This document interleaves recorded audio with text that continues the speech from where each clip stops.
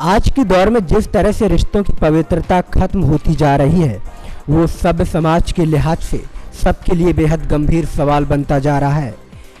असल में बिहार के मधेपुरा जिले के एक गांव से प्यार और उसके बाद शादी का एक ऐसा मामला सामने आया है जिसने सबके होश पाख्ता कर दिए हैं। मामला यह है कि एक महिला अपनी बेटी के ही पति से प्यार करने लगी। अब प्यार का सिलसिला यही नहीं रुका, बल्कि सास और दामाद ने इससे आगे बढ़ते हुए समाज की तमाम बंदिशों को ताक पर रखकर एक दूसरे से शादी कर ली।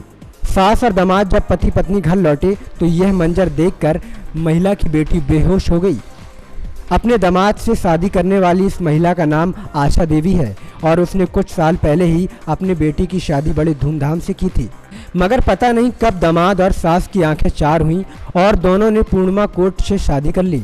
शादी के गवाह कोर्ट के ही कुछ वकील ही बने। जब से यह मामला सामने आया तब से इस महिला की बेटी सदमे में आ गई है, क्योंकि उसको समझ में नहीं आ रहा है कि अब वो क्या करे। वो यह भी समझ नहीं पा रही है कि जिस माँ ने बड़े प्यार से उसका घर बसाया था, आखिर उसने अपने ही बेटी का घर क्यों उजाड़ दिया।